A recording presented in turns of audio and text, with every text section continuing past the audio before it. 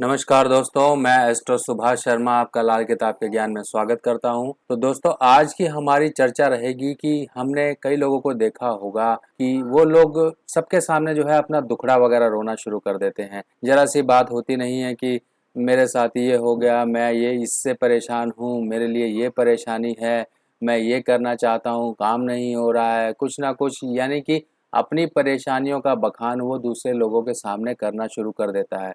चाहे माहौल कैसा भी हो, वो इंसान जो है अपने दुखड़े रोने से किसी के सामने बाज नहीं आता है। मौका तलाशता है कि अगर कोई उसे मिले तो उसके सामने वो अपना रोना रोना शुरू कर दे। तो इसी चीज को हमारा मंदा केतु होना दर्शाता है कि हमारी टेबे में जो है केतु मंदा है। क्योंकि जो रोना धोना है, किसी के सामने अपने दुखड़े रोना, ये केतु मंदे की निशानी होती है। कई बार तो ऐसा भी देखा जाता है कि केतु जो है नीच अवस्था में ऐसे लोगों का पाया जाता है। नीच अवस्था का मतलब ही यही है कि केतु का मंदा होना, चाहे वो किसी मंदे ग्रह के साथ हो, चाहे वो मंदे भाव में हो, तब वो केतु जो होगा मंदा ही कहलाएगा। और ऐसे व्यक्ति जो है इसके साथ साथ केतु से संबंधित परेशानियों से भी जूझते होंगे। पहली परेशानी होगी कि उनकी औलाद संबंधी दिक्कतें होंगी। दूसरी परेशानी होगी उनको कोई शारीरिक कष्ट होगा। शारीरिक कष्ट में जो होते हैं, कान की खराबियां आ जाती हैं, उनकी हड्डियों की खराबियां आ जाती हैं, मूत्र विकार, पेशाब संबंधी कोई दिक्कतें, यूरिनरी इन्फेक्शंस हो सकते हैं, यूरिनरी स्टोन्स वगैरह, यानी कि जब स्टोन्स वगैरह होते हैं तब भी यूरिनरी इन्फेक्शंस वगैरह होते हैं। पैरों की खराबियां, अब पैरों की खराबियां जो है उसमें कहीं नाखून वगैरह में दिक्कत हो सकती है, कोई फंगल इन्फेक्शन हो सकता है, पैरों के नाखूनों की जो स्थिति है वो खराब रह सकती है, और साथ ही साथ उनकी रीढ़ की हड्डी वगैरह में कहीं ना कहीं दिक्कत होती है।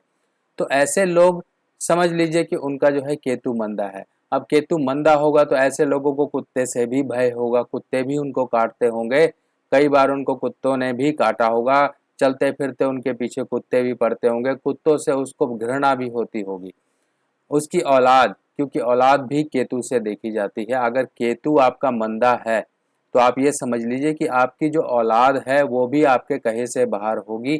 आपकी ना तो वो रिस्पेक्ट होगी, ना तो वो आपके कहे मुताबिक औलाद चलती होगी। अब जब औलाद ही निकम्मी हो जाए, औलाद ही आपके हाथ से बाहर हो और आपकी ही कोई वैल्यू ना हो, तब इंसान तो नॉर्मली परेशान होगा ही होगा।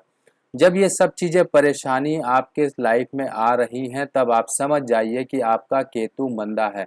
अब केतु मंदे को सही करने के लिए हम उपाय जो करते हैं वो बृहस्पति की मदद लेकर ही करते हैं, क्योंकि बृहस्पति के उपाय से ही केतु को सुधारा जा सकता है।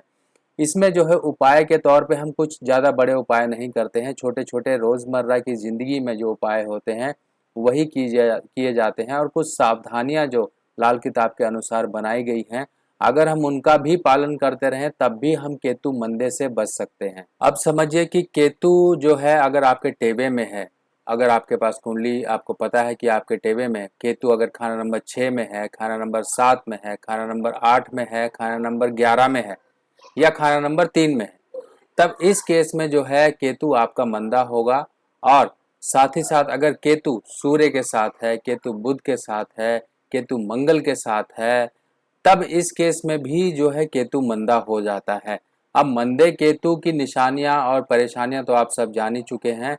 अब इसको हम सुधारने का तरीका समझते हैं कि हम केतु को कैसे सुधारें। देखिए, केतु की जो हम सुधार करते हैं तो वो बृहस्पति के द्वारा करते हैं, और साथ ही साथ इसकी जानदार चीज़ों का भी हम सहयोग लेते हैं, जैसे कि कुछ जानवरों का सहयोग लेते हैं।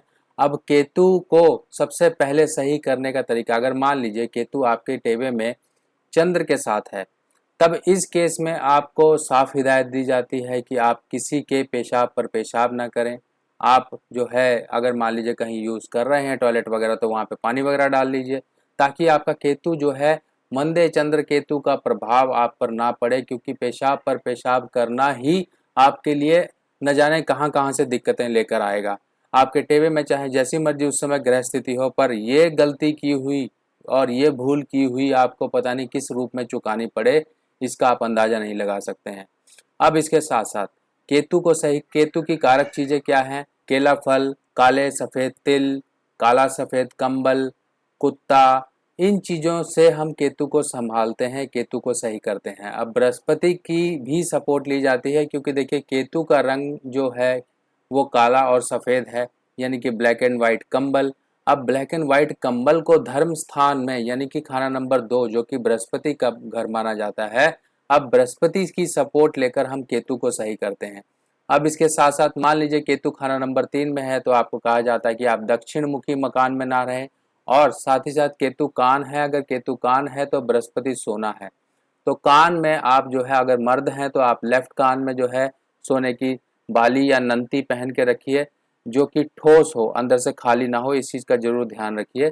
जो कि ठोस हो, या तो वायर आप डाल सकते हैं या अपने सामर्थ्य अनुसार जैसा भी आप लेना चाहें वैसा कान में सोना आप पहन सकते हैं। खाना नंबर 3 का केतु नीच अवस्था का कहलाता है, तो ऐसे केस में जो है ये आपको औलाद के विघ्न, औलाद होने में तक दिक्कतें ये क्रिएट करता है। हो सकता है ऐसे लोगों के संतान, यानी कि लड़का संतान होने में काफ़ी दिक्कतें आती हों, काफ़ी देर से हुई हो, या उनको लड़का संतान का सुख ही नसीब ना हो। तो कंडीशन डिपेंड करती है बाकी चीज़ों पर भी, पर यहाँ पर केतु जो है औलाद संबंधी कहीं ना कहीं और आपकी हेल्थ संबंधी कहीं ना कहीं दिक्कतें देता है। इस केस में जो है आप अपने पैरों के अंगूठों में जो है सफ़ेद रेशम का धागा या फिर चांदी के छल्ले वो पहन के रखिए। और साथ ही साथ कानों पे आप जो है, या तो आप बृहस्पति की सपोर्ट लेने के लिए माथे पर, कानों पर, अपनी गर्दन पर, अपनी नाभि पर और अपनी जुबान पर जो है केसर का तिलक लगाते रहिए। इससे जो है आपके और ग्रह भी सपोर्ट में आएंगे, बृहस्पति की सपोर्ट उन ग्रहों को भी मिलेगी, साथ ही साथ आपका केतु भी सही होगा। इसके साथ साथ आप कुत्ते की सेवा करते रहिए, कुत्ते को घृणा दृष्टि से मत देखिए। अगर आप कुत्ते को घृणा दृष्टि से देखते हैं, देखिए वो जानवर है, आप बोलते कुछ नहीं हैं। अगर आपकी दृष्टि और आपके बॉडी से निकली वाइब्रेशंस जानवर सामने वाला बहुत आसानी से पहचान लेता है। अगर आपके मन में घृणा है, आपके मन में कोई भी उसके प्रति, अगर जानवर को आपको उस जानवर को ये लगेगा कि इसके मन में मेरे प्रति कोई घृणा या खतरा उस जानवर को लगेगा, तो वो आपको नुकसान पहुंचाएगा ही पहुंचाएगा, आपका और उसका कनेक्शन कभी नहीं हो पाएगा। तो इस केस में भी आप केतु को मंदा करेंगे। जानवरों को, या तो आप अगर मान लीजिए आपका मन नहीं करता है, आप ये सब कुछ नहीं करना चाहते हो कि कुत्ते की सेवा करें या जानवर को आप जो है कुछ खिलाएं पिलाएं, ठीक है वो बात अलग है, पर इसके साथ साथ ये तो मत करिए कि उसका जो है आप उसको नुकसान पहुंचाएं या उसके साथ आप गलत कुछ करें।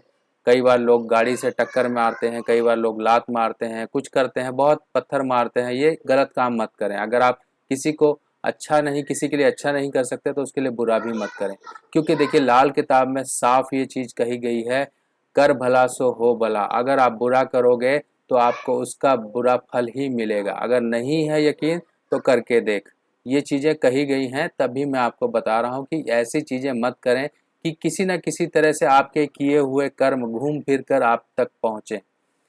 तो हमेशा इंसान जो है अपने कर्मों से ही बंधा होता है, जैसे कर्म होते हैं वैसे ही फल होते हैं।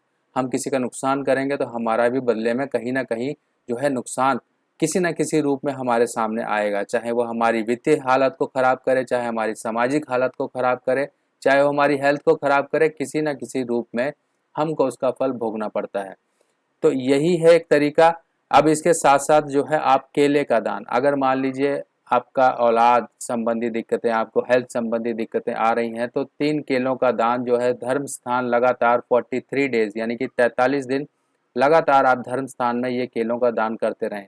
औलाद अगर निकम्मी है, औलाद संबंधी दिक्कतें हैं, तो केलों का दान भी कर सकते हैं। साथ ही साथ आप कंबल, यानी कि काला सफ़ेद कंबल जो कि केतु की कारक वस्तु है, उसका आप दान कर सकते हैं। अगर आपके टेवे में चंद्र केतु का योग है, तब इस केस में आपको पैरों में चांदी के छल्ले या फिर सफ़ेद रेशम का धागा पैरों के अंगूठों में बांध के रखना है। साथ ही साथ एक उपाय और कहा जाता है कि जो गाय का बछड़ा होता है वो केतु होता है, और केतु को कंट्रोल करने के लिए, यानी कि गाय के बछड़े के पैरों पे आप चांदी के छल्ले जरूर डाल दें, ताकि आपके टेवे में अगर चंद्र केतु का मंदा योग है तब आप उससे बच सकें।